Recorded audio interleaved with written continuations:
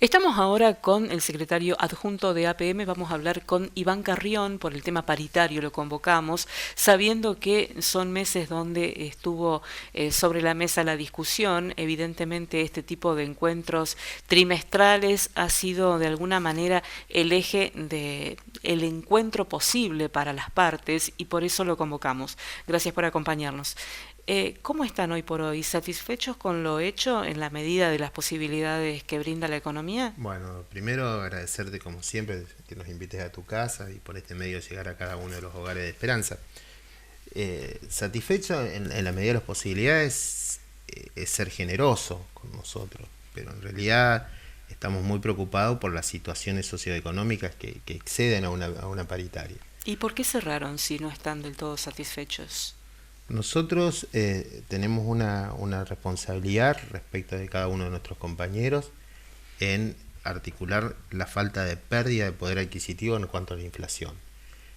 Tenemos bases de cálculos que vienen, ya no son de esta gestión, sino de la gestión de Ana María, como también de la gestión de Paz, es un arrastre a donde las unidades de cálculo son muy bajas. Esto nos permite decir, para hablar en criollo, diríamos, porque muchas personas nos van a entender, 100% de aumento han tenido los municipales en el último año, en los últimos meses. Claro, lo que pasa es que desconocen que la unidad de cálculo en enero era de 141.000 pesos. Entonces, si el 100% de 141.000 pesos realmente son sueldos irrisorios respecto de que tenemos que tener en cuenta que nosotros nos manejamos indudablemente con los órganos nacionales respecto de cómo se mide la inflación y cómo esto impacta en precios y en el costo de vida. Pero 280.000 no es el básico. No, hoy no, en la provincia insisten y esto lamento que yo haya venido hace 2 días y que en ese momento el senador Pirola vendría después, porque siempre lo digo cada vez que nosotros tenemos la posibilidad de venir acá o a otros medios, de que tenemos que plantear la necesidad de la reforma laboral, la reforma No de la, coincidieron de la ese día. no coincidimos, pero seguramente alguien le va a decir, planteamos siempre la posibilidad de la reforma de la ley de fondo, fallos nacionales intiman a la provincia de Santa Fe a derogar esa ley, a que estemos todos los actores, todos los gremios en una cuestión de igualdad y no se arregle entre gallo y medianoche salarios a la baja, porque esto no está pasando. Por ejemplo, la mesa provincial, que es encabezada por Festrán, que muy bien lo dice la ley, y a esa ley la declararon inconstitucional, no solo porque no se nos interesa a nosotros que nos declare institucional como sindicato de base, sino que es vetusta, por un lado, y apela es antidemocrática, porque es de la época de la dictadura, 1983, un tiempo que muchos quieren, se ve que a nivel nacional muchos quieren acordarse, pero realmente le ha hecho mucho más daño a la República Argentina. Nosotros apelamos sinceramente a que esa ley se derogue, que en esta etapa que hay reformas constitucionales que se están por venir o que se están hablando en la legislatura provincial, es una ley que realmente dejaría de solamente darle la posibilidad a Festrán de negociar en forma colectiva por la totalidad de los trabajadores, como para decirte, el piso salarial para estos meses va a ser para los 3 meses de 502.000 pesos, mientras nosotros acá en la ciudad de Esperanza, en una mesa local, con calidad y no solamente discutiendo salarios, sino que discutimos la continuidad y el crecimiento de la familia municipal y en algunos casos comunales, porque tenemos 2 mesas separadas, estaríamos llegando a 610.000. ¿Esto nos conforma? No nos conforma, porque indudablemente para no ser pobre en este país, según el INDEC, a partir del mes de julio, uno precisaba 900.000 pesos. Y tampoco nos conforma, mucho menos, porque nosotros tenemos trabajadores pasivos que realmente nos preocupa. La canasta básica de un adulto mayor es mucho más cara que la de una familia común, y nosotros nos debemos no solamente a ellos, sino también a un montón de familias trabajadores del departamento de Las Colonias. Recordemos que el APM no solamente representa, si bien tenemos sede acá en Esperanza, pero representamos a la totalidad de los trabajadores del departamento de Las Colonias. Hoy hemos tenido un crecimiento inmenso, por ejemplo, en la ciudad de San Carlos, a donde más del 80% de los trabajadores municipales han elegido este sindicato para canalizar toda su forma laboral, su crecimiento laboral. Y así también nos está pasando en San Jerónimo Norte, nos pasó en Frank. Entonces ha habido un crecimiento porque se ha realizado un trabajo serio a través de la conducción natural de nuestro secretario general, Darío de María.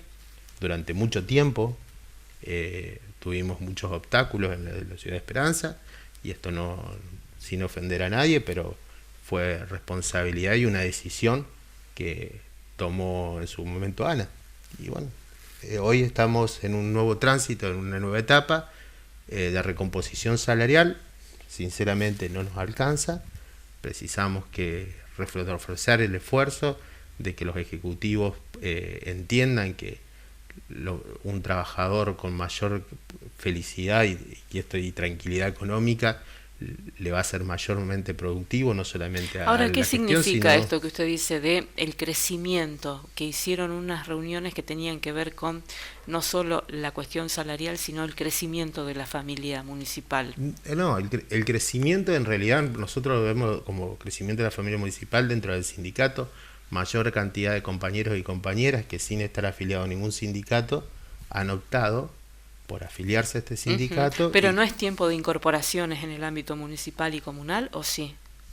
Depende, porque indudablemente si uno sigue los criterios economicistas que hoy da el gobierno nacional, nunca va a ser el momento que el Estado locales ni los estados provinciales y menos los estados nacionales crezcan en cantidad de personas.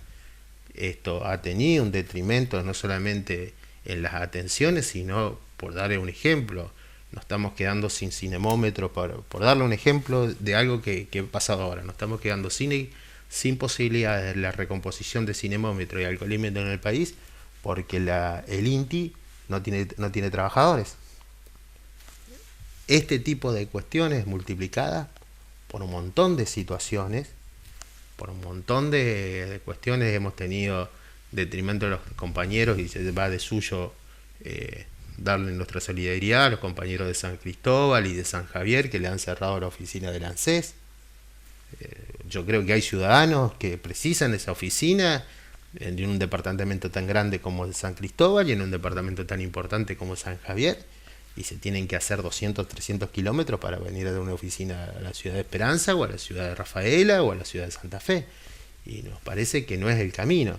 El camino es reconstituir un Estado presente, donde no quiere decir que no sea un Estado eficiente, con las personas que necesariamente que, la haga falsa. Cuando el Estado estaba presente, pero era ineficiente, quienes piden el Estado presente no denunciaban la ineficiencia. Por eso se hace también muy difícil hacer un contrapunto allí que resulte de alguna manera riesgoso o ventajoso para quienes lo sostienen. No, yo creo que en realidad nosotros precisamos un Estado eficiente porque la sociedad lo tiene que demandar. O sea, si uno ve en cualquier órgano del Estado, yo también trabajo para el Estado, o sea, y el Estado lo hacemos todos. Si uno ve que algo está mal, lo tiene que decir y comprometerse. Nosotros como trabajadores intentamos comprometernos de la forma más importante que podemos hacer. Pero quiero ser más específica. El tema, por ejemplo, de trenes. Se dice que la mayor contratante del país es una empresa que tiene que ver con el Estado argentino, Trenes Argentinos. Trenes Argentinos. Exactamente. Cuando uno ve el sistema, lo que ve es la ineficiencia, costos que no sabemos ni siquiera cómo se calculan, pero que realmente han hecho que nadie viaje mejor en tren, que las cargas no viajen por ese sistema. Yo creo que eso es cierto. No, es totalmente cierto. También es cierto, por ejemplo, que hubo cuestiones muy valoradas y en la época, volvamos a un punto que todos conocemos en el departamento de Las Colonias, el circunvalar. El circunvalar fue una decisión política que se tomó en el gobierno de Cristina Fernández. Toda la cuestión de infraestructura, pensamiento, por dónde pasaba, principios de expropiación y infraestructura creada, la creó el ingeniero Mauricio Macri. Ujú. La puesta en trabajo real la hizo Alberto Fernández y aspiramos a que este gobierno, si no se vuelve a pelear, porque este es financiamiento chino, si no se vuelve a pelear con los chinos, llegue el del financiamiento para terminar el circunvalar. Entonces, cuando vos tenés claro, durante 20, son cuatro presidencias, quiere decir que son 16 años. Si vos tenés claro que de 16 años el circunvalar era necesario, bueno, eso va a pasar. Ahora, si vos dijiste que las líneas ferroviarias en los últimos 50 años no hacía falta cambiarle ni un durmiente, indudablemente va a ser deficitario, no van a llegar los trenes y cada vez la calidad va a ser menos. Pero en todos los países a donde los transportes multimodales sirven, funcionan tranquilamente, coexisten con siempre el mito de que es el transporte por trenes o el camión, coexisten tranquilamente porque indudablemente después de los 200 kilómetros de distancia el camión es antieconómico, el tren es la alternativa, nadie puede volverse rico transportando soja desde Salta, desde Rosario de la Frontera hasta Puerto, porque le es antieconómico al camión y es el antieconómico al productor. Y después aparecen algunos gremios que tienen un poder muy importante, como el sector camioneros, y ponen en jaque todas estas situaciones. Por eso hablo de lo que los gremios hacen cuando la situación está complicada o algunos actores ven pasar delante de sus ojos en relación al tema de el funcionamiento del Estado, y luego se quejan cuando el público o algunos referentes de la política nacional en este caso se valen de esa ineficiencia para hacer política también. Sí, mire, yo le digo, los referentes políticos cada vez tienen menos legitimidad. O sea, la legitimidad, la que da las urnas. La que da la urna. Hoy por hoy las urnas hablaron, y en esto el soberano el que habla, de uno de los principios de cuando uno estudia ciencias políticas, una de las primeras materias de la facultad, dice que el soberano habla por el medio de las urnas, y en esto nobleza obliga, fue Javier Milei el que decidió, el pueblo decidió que va a dirigir los destinos de la patria. Hoy, al criterio de los resultados, no son de los mejores. Recién estábamos hablando de cuando, y justamente estaba escuchando al señor de que le están abriendo las importaciones para qué y en qué contexto, sin dólares. ¿Cómo estaremos falta de dólares que exportamos oro? En salieron los últimos camiones de oro para poder cubrir los déficits económicos que tenemos, y realmente sin un norte. Se lo dije el primer día, nosotros no teníamos un norte claro en la ley base respecto de las conquistas de los trabajadores que se han dado en el último siglo, y nobleza obliga, después de la sanción, y también le decía en ese momento, la anterior vez que había venido, la reglamentación de esa ley, ninguno de los espectros va a beneficiar al conjunto de los trabajadores, pero tampoco lo va a beneficiar a la patronal. Porque indudablemente las patronales se ven afectadas, las pymes cayeron en un 18.7% el último mes, y en Esperanza la pyme es la que verdaderamente genera trabajo. Y en relación a lo que tiene que ver con el andamiaje legal que se está construyendo, por ejemplo, para que los trabajadores accedan a su jubilación, ¿Santa Fe les está dando información suficiente de la reforma que viene? Sé que en el día de mañana tenían, o hoy creo que era, o mañana, lo tenían los senadores ya en carpeta. Hay una reforma importantísima en cuanto a los aportes de la familia policial, por ejemplo, de la familia de los compañeros y compañeras docentes, la equiparación. Nosotros siempre creemos que la mujer es mucho más importante en el hogar, y es el doble trabajo, por lo cual por eso eran los beneficios de poder jubilarse antes, y yo creo que los gremios provinciales tendrían que reaccionar. Yo vi que solamente SADOP y UDA en ese sentido oponerse, No sé por qué los otros de gremios, sin hablar de cuestiones de entidades hermanas, pero nosotros necesariamente tenemos que tener los ojos de qué nos va a pasar al conjunto de los trabajadores. Hay algunos de nosotros que van a tener que trabajar a los 67 años, mientras que la tendencia a nivel mundial es exactamente al revés. ¿A dónde? Por ejemplo, ¿usted vio algún tipo de expresiones de agrado en Francia? No, pero de hecho los cambios se hicieron igual. Bueno, acá va a pasar lo mismo. Ninguno de los cambios en detrimento de los trabajadores se ha hecho con placer de los trabajadores.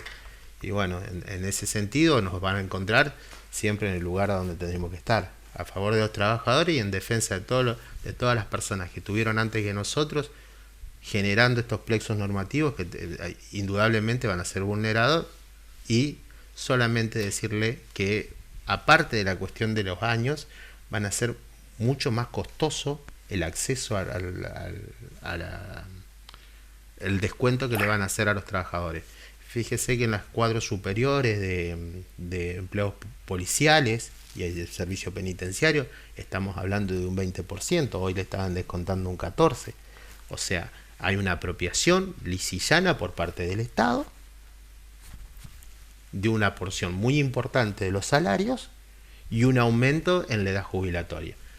Nosotros, como movimiento obrero, tenemos que tener un tipo de reacción y tenemos que tener un tipo de saber para qué estamos, básicamente, y en ese sentido nos van a encontrar siempre al lado de los trabajadores. Y la última, Carrión, ¿qué pasa con las cajas municipales? ¿Se sabe cómo va a ser la normativa que las incluya? No la sabemos, va a depender de la ley marco y indudablemente de la posibilidad de una reestructuración a través del Consejo del Consejo Deliberante. Ya hemos pasado una nosotros hace relativamente poco, con la misma problemática que plantea el gobierno provincial, que es la quiebra inmediata. ¿Se acuerda cuando decía, es esto la quiebra inmediata? Yo creo que había un secretario de gobierno que no sé qué pasó con ese secretario de gobierno, pero un secretario de gobierno que tiene una empresa ahora que por la ruta, y era un secretario de ANA que no nos recibía muy bien, ¿viste? A los empleados municipales. Y él nos decía, ¿es esto o nada? Y sabemos que las responsabilidades son subsidiarias en el caso de las cajas municipales. ¿Es eso o el Estado local tendrá que poner la diferencia para que los trabajadores jubilados que han trabajado durante toda su vida a favor de la ciudad reciban sus haberes en forma correcta? Muchas gracias por haber venido, muy amable.